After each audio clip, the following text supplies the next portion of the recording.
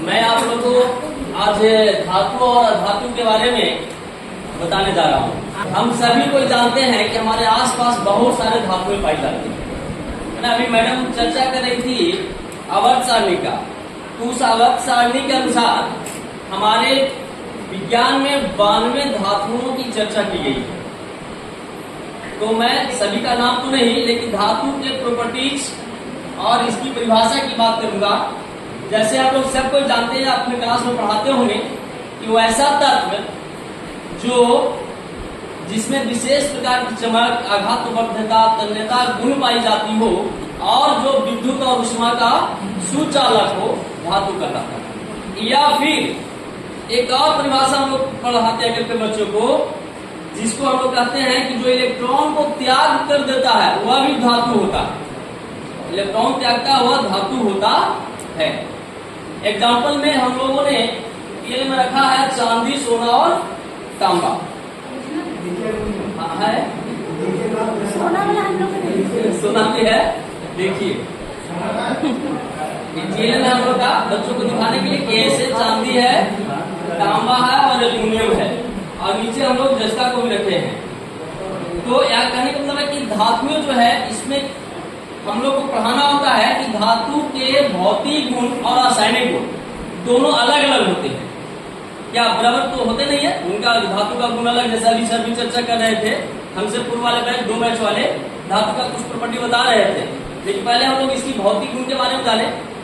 भौतिक गुण जो होता है परिभाषा में हमने बता दिया, फिर भी हमको समझ विकसित करने के लिए बच्चों को उसको लिखाना होता है, या एग्जाम में भी भौतिक गुण के आधार पर अंतर पूछ देता है, रासायनिक गुण के आधार पर बच्चों को अंतर पूछता है। तो भौतिक गुण की बात करते हैं तो हम लोग सबसे पहले लिखे धातु में चमक होगी, आघातवर्धकता होगा, तन्यता गुण पाई जाती है, ये विद्युत और ऊष्मा का सुचालक होता है, कठोर होता है, यह ठोस अवस्था में पाई जाती है। ये धातु के भौतिक गुण है। लेकिन इस भौतिक गुण में भी कुछ अपवाद हैं। हम लोग सब जानते हैं, जैसे पारा धातु होते हुए भी द्रव अवस्था में पाई जाती है। सोडियम, पोटेशियम और लिथियम धातु है, लेकिन कठोर नहीं है, मुलायम है, जिसे हम लोग आसानी से काट सकते हैं। अब बात करते हैं हम लोग इसका रासायनिक गुण का। रासायनिक गुण में है, जैसे सर अभी बता रहे थे कि जो धातु होती है वह अभिक्रिया करती है। तो सबसे पहले हम लोग देखते हैं कि ऑक्सीजन जो वातावरण में हमारे आसपास वातावरण है उसमें ऑक्सीजन उपस्थित है। तो धातु जैसे ऑक्सीजन से अभिक्रिया करती है, ऑक्साइड बना देती है। जैसे हम लोग चर्चा कर रहे थे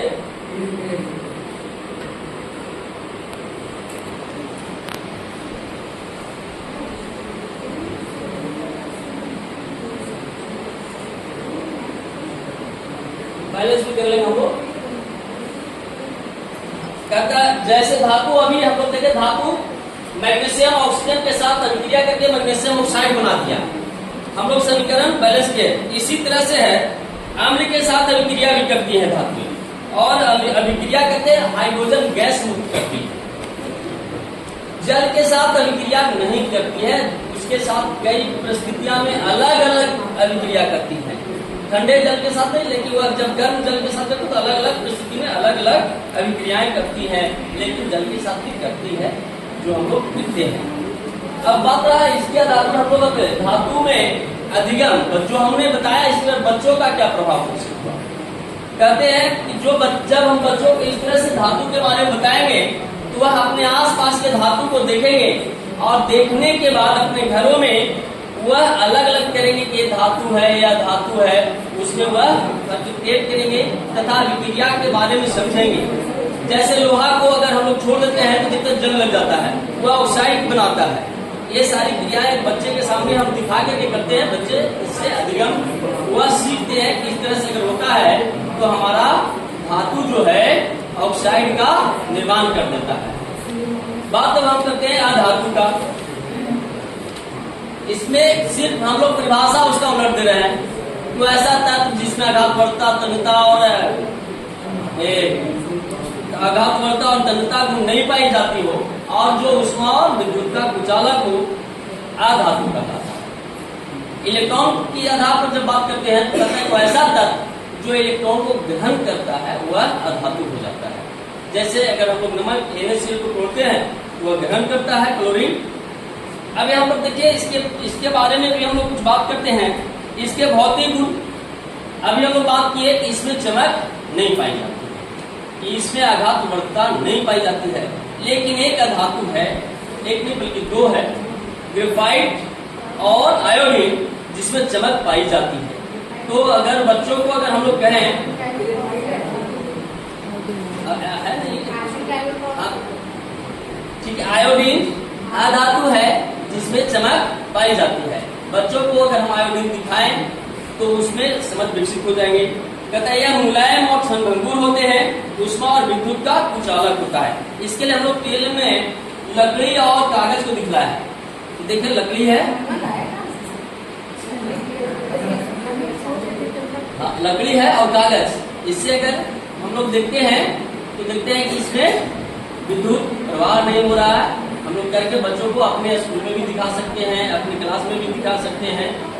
अब इसके भौतिक रासायनिक गुण जो है वह है कि ऑक्सीजन के साथ जब अधातुएं अभिक्रिया करती है तो यहाँ ऑक्साइड बनाती है। जैसे सल्फर अगर ऑक्सीजन के साथ अभिक्रिया करेगी तो सल्फर डाइऑक्साइड का निर्माण करता है। अधातुएं प्राय अम्ल के साथ अभिक्रियाएं नहीं करती हैं, अधातुएं जल के साथ भी अभिक्रिया नहीं करती, और बहुत सारी प्रॉपर्टी है। अब इसका अधिगम की बात करते हैं तो जैसे हम लोग बच्चों को लकड़ी दिखाए तो उसमें समझ विकसित हुआ कि लकड़ी जो है वह अधातु है, ऊष्मा का कुचालक। अगर और हम लोग देखते हैं, हम लोग क्या तावा में लकड़ी का डंठल लगा होता है, तावा में लकड़ी का डंठल है। बच्चों को हम दिखा सकते हैं कि तावा में लकड़ी का डंठल क्यों लगाया जाता है, तो उसमें समझ विकसित होता है जब बताते हैं कि क्योंकि वह ऊष्मा उसमें प्रवाह हो रही थी लोहा में, लेकिन जैसे हम लकड़ी लगा दिए तो उसमें ऊष्मा का प्रवाह नहीं हो रहा है। आज के स्टील के बहुत सारे बर्तन हैं जिसके पीछे प्लास्टिक लगा हुआ है। इस तरह से हम लोग बच्चों को सिखाते हैं कि यह अधिगम, इसके माध्यम से आप देख सकते हो कि यह हमारा अधिगम जो हम लोग पढ़ाए आपको, ये आपके लिए सीख देती है। बाल्टी, बैकेट, प्लास्टिक का बैकेट को भी हम लोग उदाहरण के रूप में पेश कर सकते हैं उसके पास। इस तरह से बहुत सारे उदाहरण के साथ बच्चों को हम लोग समझाते हैं।